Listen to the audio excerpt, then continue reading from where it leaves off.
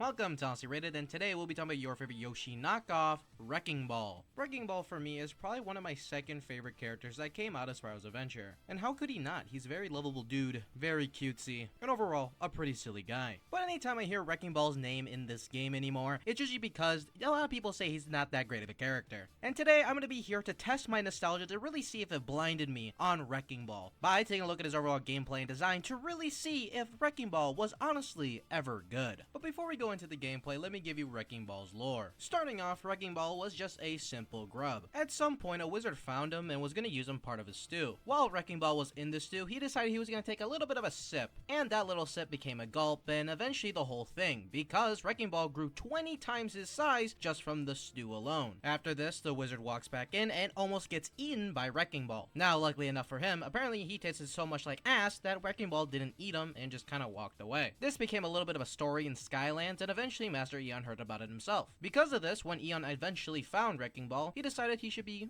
part of the team and go out there and eat the bad guys, I guess. Now, let's go take a look at Wrecking Ball and see if Wrecking Ball's gameplay is going to be easy or hard to swallow. What do you mean by that?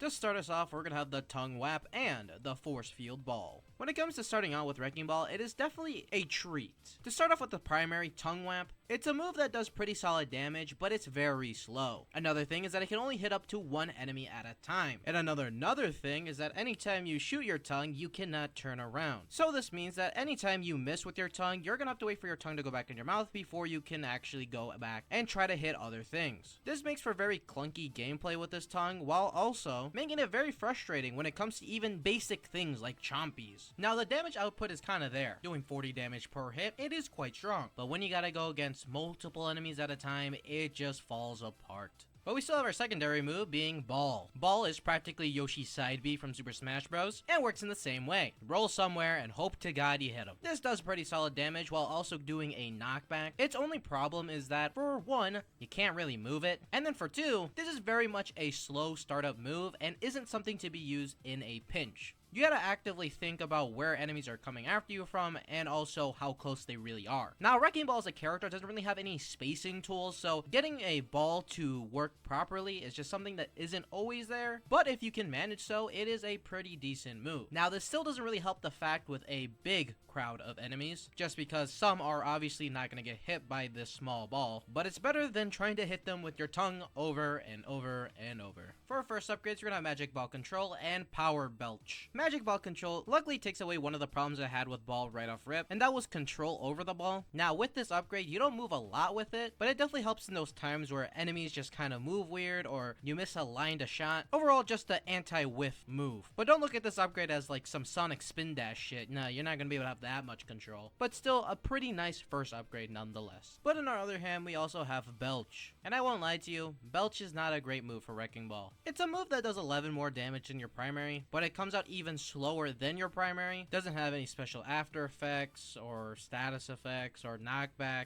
doesn't even target up to multiple enemies, doesn't even reach as far as your primary. It is quite literally just a shittier version of your primary, so there is absolutely zero use for it right now. Then for the last ones on the primary, we have Tongue Evolution and Digesticism, the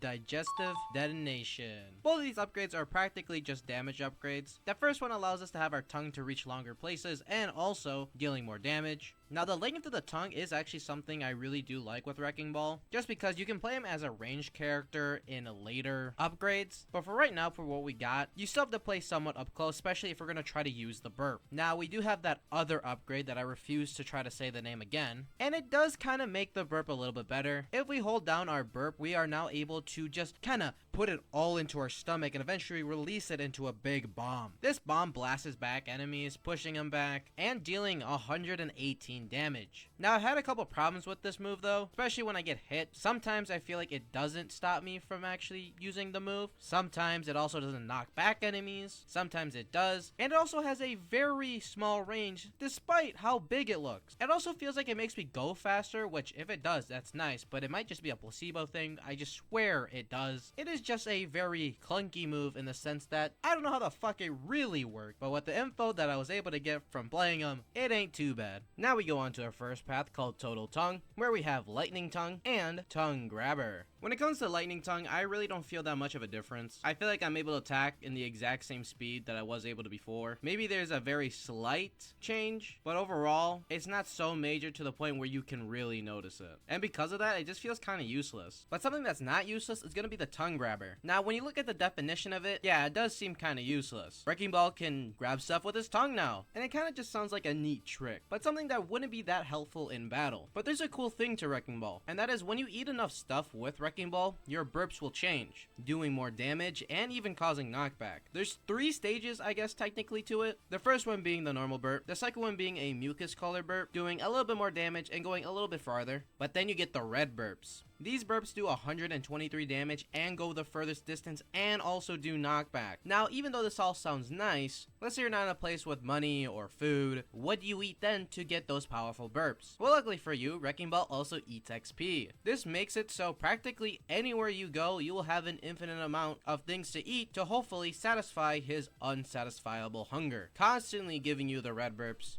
and overall making the burps a lot better of a move than it was previously. I also personally believe that this is probably Wrecking Ball's best move. The reason being is that it was able to kind of make him into more of a ranged character than before, where he's able to succeed a lot more. Again, the burps being such a close range thing kind of fucked them up a bit, because you would have to get close for those burps to even hit. Not to mention also the detonation one. But if you have a burp that does the detonation damage and knockback at a range like his tongue, you don't have to get close to those enemies. And it makes him, again, a way better character because of it. Then for the last move, we have Tongue Supermax. This is going to be our final upgrade for this path, and it just makes our tongue a little bit longer. And like for the reasons that I just said, I like when Wrecking Ball's played more as a ranged character than a very up-close brawly character, just because I really feel like it fits him a lot more and it gets him a lot more progress than getting up close in people's faces. I wish there was just a little bit more damage to the tongue, like just getting to 60 would be nice just because of, again, it doesn't really attack that fast, but I'm still happy where this path led us to be. Now we can go on to the ultimate spinner path where we have Force Field Blast and Swath of Terror. To start out with Swath, our ball is now bigger, which is nice, and also doing more damage, doing up to 98. This is a very beneficial thing for Wrecking Ball, just because ball as in itself, if you don't have a lot of space, isn't something you can consistently get off, and you'll normally be punished for it. But now with extra damage, it does feel a lot more rewarding to actually get it off. Then you also don't have to worry about missing as much, just since the ball is bigger. Overall, just a nice little change. Then we have the Force Field Blast. This is something that Wrecking Ball can do any single time he does roll, where when you press triangle, another little blast will emit from you. You'll also stop dead in your tracks.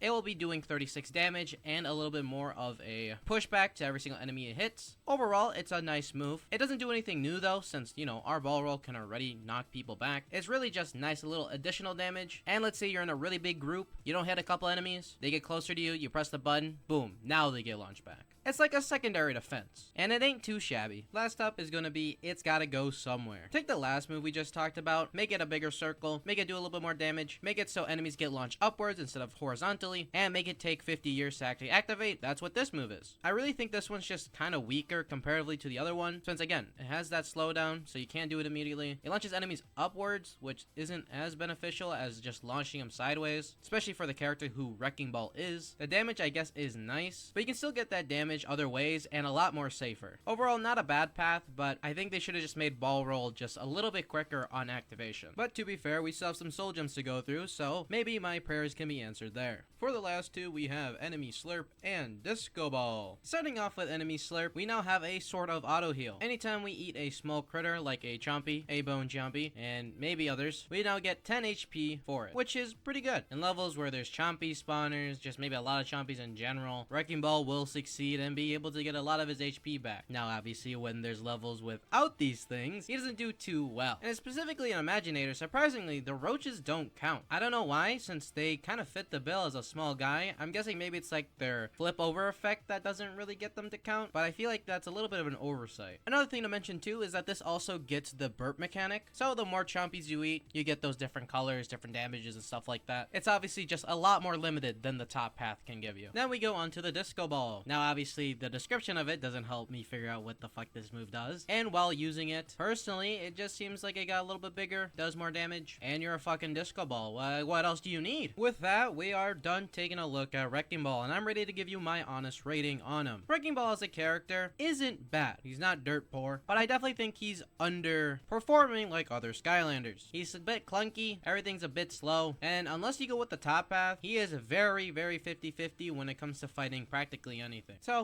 I'm gonna have to honestly give him a 2.5 out of 5. Thank you guys for watching this episode of Honestly Rated. Let me know who you want to see next, and what you think about Wrecking Ball in the comments below. If you want to see some more Honestly Rated in the future, subscribing helps me out the most, but these also do come back every single Saturday. Don't forget to also drop a like if you enjoyed this episode specifically, and if you want to see any more Honestly Rated, there's a big playlist with every single one on your screen now. And I hope to see you and everybody else in the next one. Peace.